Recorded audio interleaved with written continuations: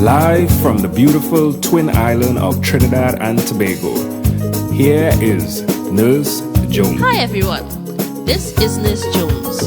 Hope you are all doing well.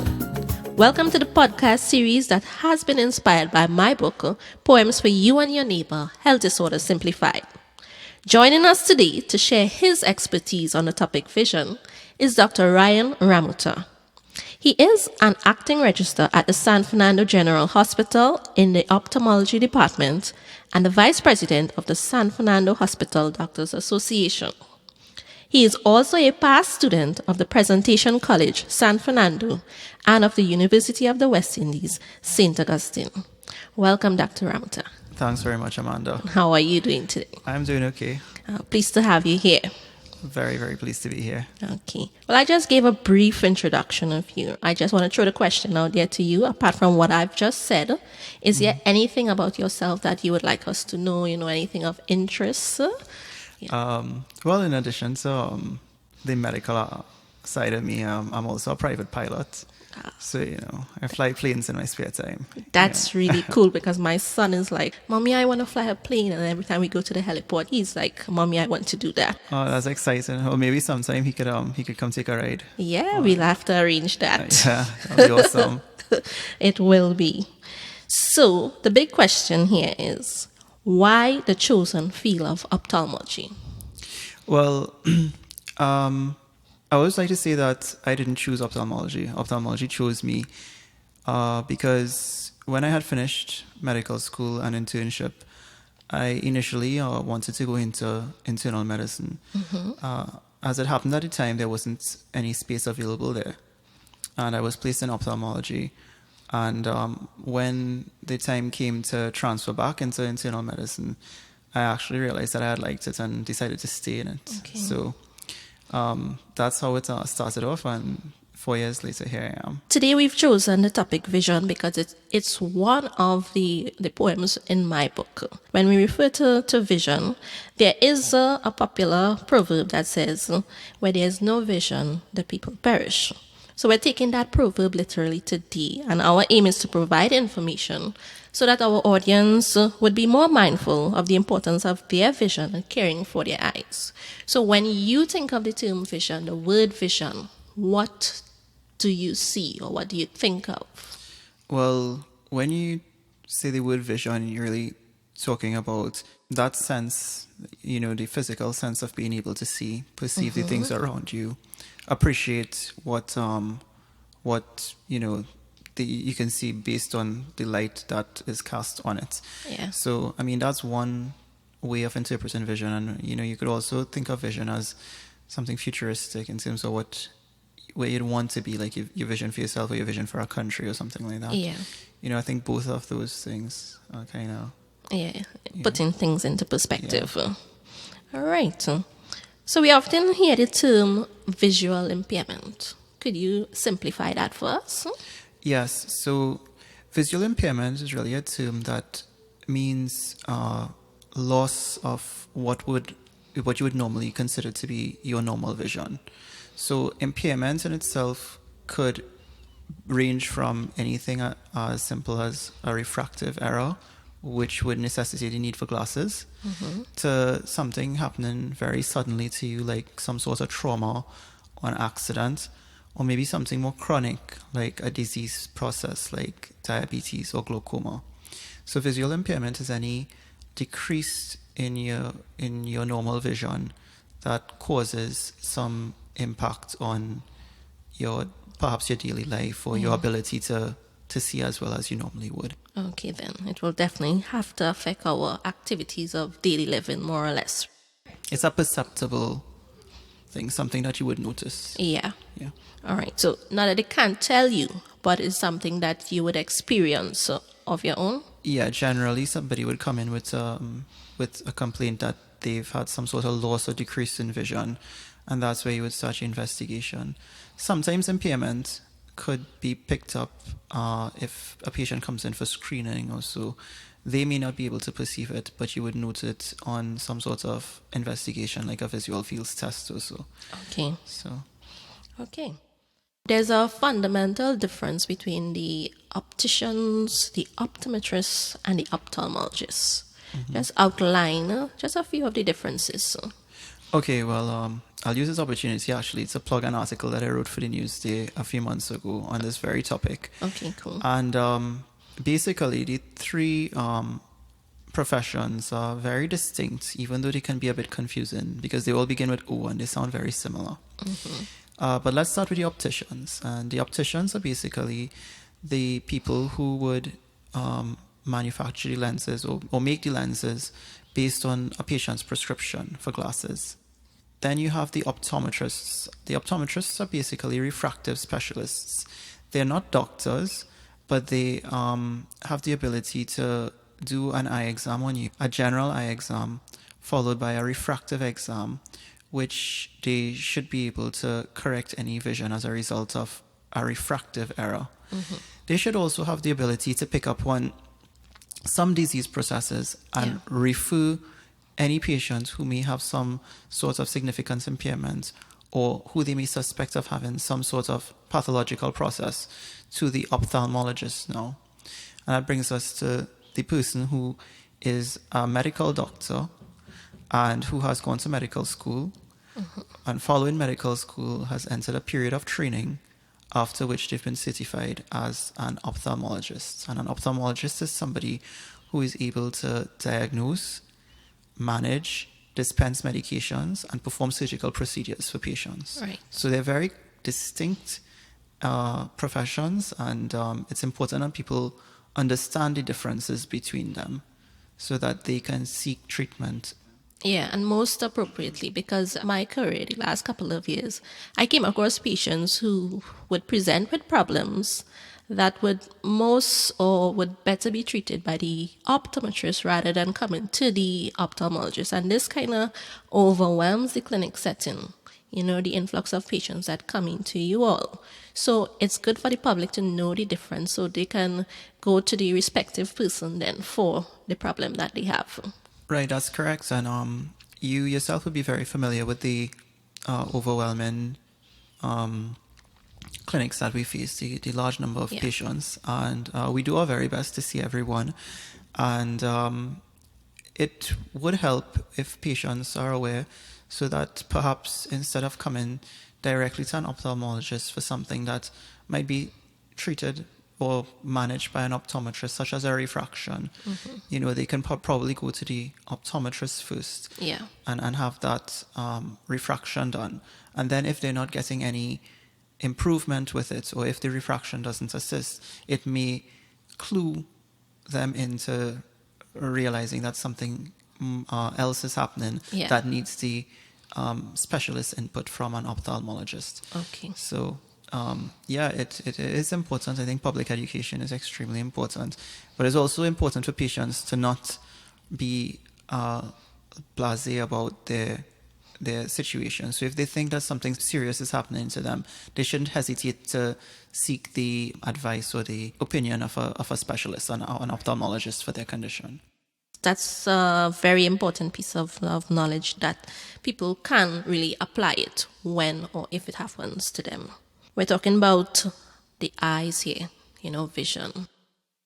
In terms of preservation, in terms of care, just basically give us a few things. How can someone give care to their eyes? Basically, we could think of it as prophylaxis, which is prevention, and then treatment, which is after a diagnosis of disease has been made.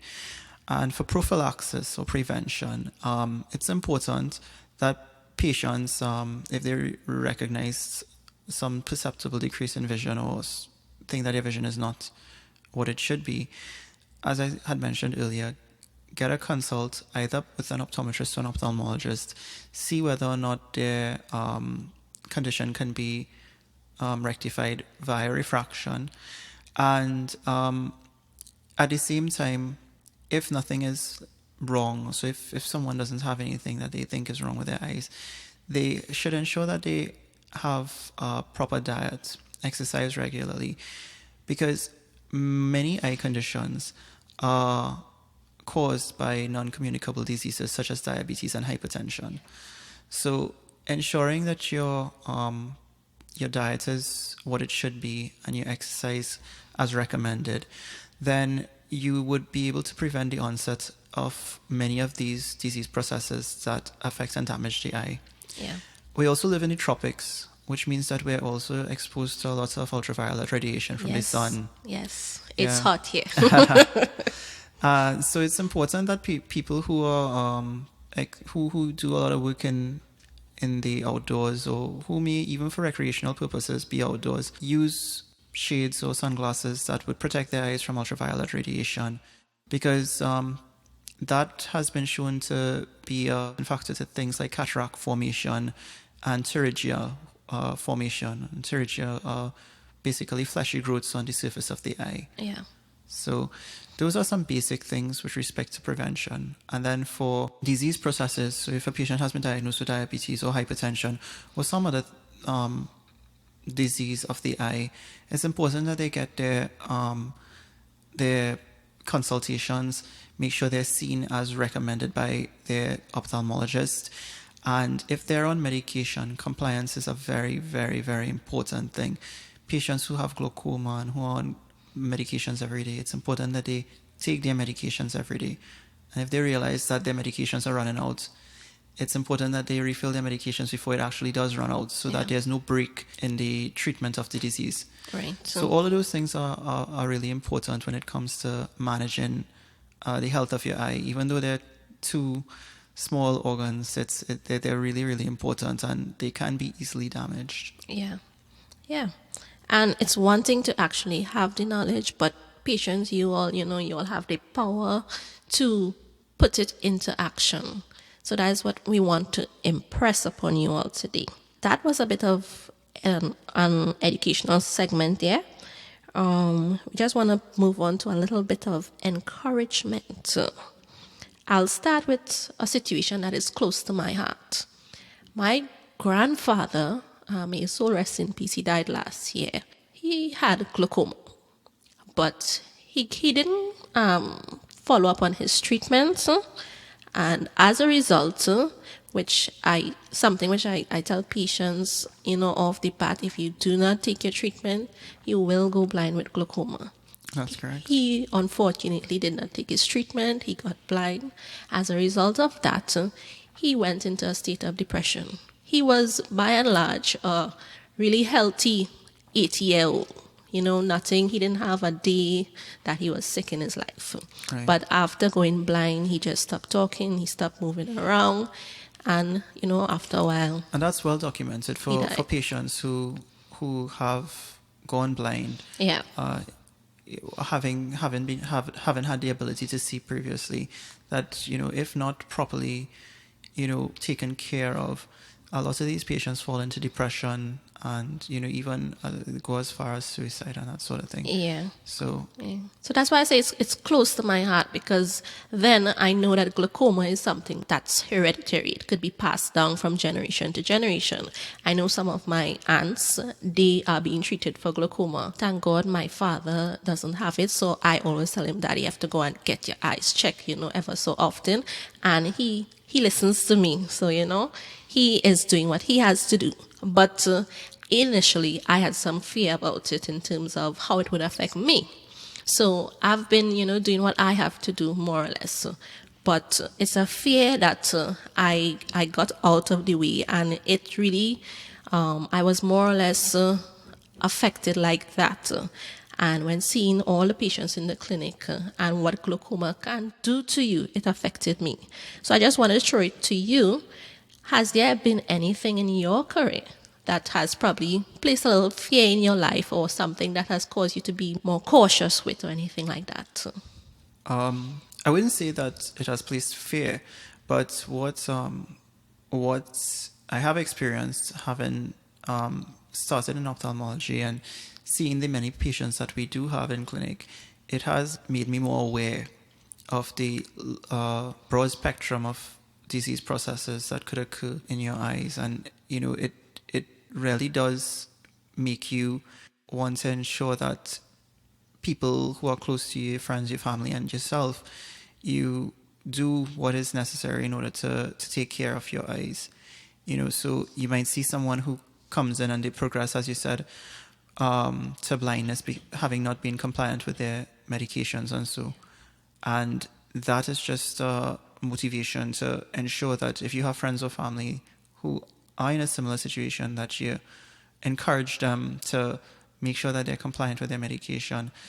For yourself, to ensure that you get regular checkups to make sure that everything is fine, especially if you have what we call a comorbid condition, such as diabetes and hypertension, of all the things that could go wrong with your eye. You see the good side and the bad side. Yeah, but especially in the clinic and the hospital, you see the bad side. Yeah. So I would say that would be the one takeaway I would have from being in ophthalmology so far. I know that the job is a challenging one, so it brings me to the question, what motivates you on a daily basis to keep doing your job, and not just doing your job, but doing it well? I would say that the main motivating factor for me is, especially when it comes to cataracts and ophthalmology, the almost instant gratification that you get when you do cataract surgery for a patient one day, and they have very bad impairments where you in some cases can't even see. Yeah. And the very next day, it's like you're lifting a veil from, over their eyes, and they can see. And I think that aspect of it is probably the most gratifying part, and that is like one of the major motivating factors. The challenge of the clinics, I think, is another one. I've never been one to shy away from a challenge, and I think even though it's in many patients and it could get a bit overwhelming at times, as long as I could manage with it. It's something that I see as a challenge, and to go there and see as many patients as we could. Yeah. Because it's not just me, I remember it's the whole department. It's a team effort too. Because at the beginning of the day, sometimes when we go to work and you see the vast amount of patients, it's one feeling there. And at the end of it all, when we are the last ones to leave, and you say like, wow, we did it. Yeah. So we take it one day at a time. And with the increase in the incidence of diabetes, hypertension, non-communicable diseases, the number of people seeking ophthalmological care would only increase. Yeah. So there is that aspect of it that we constantly see more and more patients. So the challenge is there, and it's there to be taken up, and I think we've been doing quite well so far. Yeah. So have you seen the movie The Bucket List? I have, yes. Jack Nicholson and Morgan Freeman. Yeah. So that brings me to the point of the bucket list. A bucket list is the things that you do. You realize, because they had at that moment, they had a terminal illness, and okay, then these are the things that we are going to do, before that gets us. But the challenge with that is, how do you know when you're going to die at the exact moment? Right. Elizabeth Horsley, she wrote in her book that having a bucket list, it's kind of it's not something that you would aspire to finish, because there is no specific time frame. So she decided to call it a living list. And a living list, more or less, the things that you would do while you are alive. So what are your thoughts on having a bucket list as opposed to a living list? Well, I actually ascribe to the concept of a living list, because I think you need to take advantage of your life as it happens. You have to live your life. You can't some things you can put off, some things you want to work towards, but I think while you have the ability to do things, you should. And there are a number of things that I would like to do. Some of them I have done. I've had the means and thankfully the time to do it. Yeah. And aviation is one of them, flying. So travel is very high up on my list. It's also on mine. Yeah. So I love to travel. I love to see places. And some people like cars, some people like flashy things. I like travel. I could spend my life just traveling around and seeing every country in the world. Yeah. So that's something that I really want to do. I've done some of it, but not nearly as much as I would like to. All right. So what I want to bring out here, so in terms of a living list, the only real way that we could actually enjoy having a living list, I believe, is if you have your vision. I think you are better able to appreciate the things that you will experience. It's one thing with memory, but memory would fade. So actually being able to visualize and, actually see colors, see the different aspects of things. So I want to talk about that just a little. Yeah. So, well, of course, vision is a very important dynamic or aspect of probably one of the most important senses. If you ask people which one of the 5 senses they would, if they had to lose, which one they would choose to lose, I'm very sure that not very many people would say vision. Yeah. So, unfortunately, there are some of those amongst us who don't have it. But in terms of travel and, truly going through, as you said, a bucket list or a living list, yeah, your vision is extremely important, which is why it's very important to preserve it. To preserve it, yes. So, last question before we go for a break. Do you know of any famous person that is visually impaired? Well, there are a few that I know of. I'm sure there are many, many more that I'm sure people would be able to say. So, Andrea Bocelli, who's a very well-known singer, he's visually impaired, and the late Ray Charles was as well. Yes. But, I don't really like to think about it in terms of, these famous people who happen to be visually impaired, right, amongst us, there are everyday heroes who are visually impaired, who still go about their daily lives, having to do what they need to do. Yeah. And I think those are the people we need to celebrate, and those are the people we need to really, point to as an example as to how you can still live a fulfilling life, even though you may have some sort of disability. And that's a great takeaway. In terms of encouragement, we want to tell people that even though your vision may be affected, there is a life and you can live a meaningful life regardless. And for those who may not have any problems right now, this is even more reason why you should take care of your vision. I'm doing a bit of the interviewing now. Yes. So, Amanda, if you could just tell the audience what resources are available in Trinidad and Tobago for the visually impaired at present. Okay, then.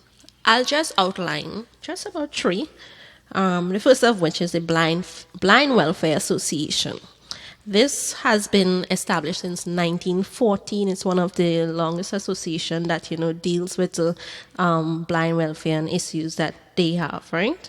They basically offer counseling. They make referrals to medical doctors. They deal with rehabilitation after the loss of eyesight. They also offer leisure activities, social welfare assistance, social and communication skills, daily living skills with mobility and orientation. Also, another association is PAVI, that basically stands for Persons Associated with Visual Impairment. This is a recent one. It's established in 1995. They intervene and advocate for equal opportunities for persons with visual impairment, as well as provide education for the prevention of blindness. They also do a lot of work similar to the Blind Welfare Association. Nice. And I understand there's a transport system that's available as well. Yeah, under the PTSC, that's the Public Transport Service of Trinidad and Tobago, there is a service called ELDAMO. It basically stands for the Elderly and Differently Able Mobile Service. And one of the good features of this is patients can, once they have an appointment, they can schedule a ride 24 hours in advance. They call and they say, okay, we have to be at a certain place, and they make an arrangement to be either picked up at their home or at a mutually accessible location. And generally, there are a lot of assistive technology available out there for the visually impaired. There's a lot of smart devices that offer screen readers for blind individuals or screen magnifiers for low vision computer users. And there are a lot of things that actually translate the Braille system that the people with the visual impairment use, Braille watches and printers. So that's just some information on what's available in Trinidad for the visually impaired. All of these, which I mentioned, it will be posted on my website, www.nursejones.me. You can get further information there. And in closing, I have one very important question that I have for Dr. Ramoutar. A couple of months ago, he had a really awesome speech. And one of the things that he said was an informed patient is a responsible patient. So in that light, what are some things you would encourage a patient to do in order to be more informed and thus more responsible? Well, the first thing I would say is that regardless of who you are, you need to be aware of yourself. If you've been diagnosed with a disease, or if you've been told that there's something that you need to pay attention to with respect to your health, it's important that you go out there and you find out everything that there is to know about it. So, for example, if you've been diagnosed with glaucoma or diabetes or hypertension, go out there and read as much as you can. Get yourself informed. Understand what you're dealing with. The second thing I would say is that for patients who are on medication already, compliance. That is a very important aspect of patient responsibility. The doctors and the nurses can't be there 24/7 telling you when to take your medication, what medication to take. So it's important that you know the medications that you're taking, what you're taking that particular medication for, and when you need to take it. Yeah. So that you're extremely compliant with your medication. And the third thing is prevention. Make sure you get yourself screened. Make sure you get everything that you need to get when it comes to your appointments, when it comes to your follow-up care. Because that's where the doctors and the medical professionals will be able to monitor your progression, monitor how the disease is developing or not, see whether or not you're improving, or if there are any modifications that needs to be made to your lifestyle or to your current management, or they may even have to recommend surgery in cases where it may be warranted. So for those things, I think those are three very important aspects about patient education and patient responsibility, because you probably should look at your doctor and, the people in the medical profession as there to assist you, but they can't do everything for you. Certainly. And, they could take you up to a certain point, but after that point, the responsibility is on you to ensure that you are in good health. So I think that's where that's how I would describe patient responsibility and education. Be informed, be responsible, take care of yourself. In closing, we want to thank Dr. Ramoutar for sharing his time and his expertise. We've definitely learned a lot of things for us to think about. So we close this session with a poem, a vision, as I said earlier, from my book called Poems for You and Your Neighbor, Health Disorder Simplified. And it goes like this. Can you imagine how life would be if you did not have your eyes to see? A lot of things might lose their significance as unfamiliarity sets in to breed indifference. So take some time to care for your eyes, because it may be too late when you realize that subtle changes guided by knowledgeable decision could have been the solution for preserving your vision. So thank you for tuning in to the Nurse Jones podcast series. I look forward to hearing from you. This segment has been brought to you by Amazell Enterprise.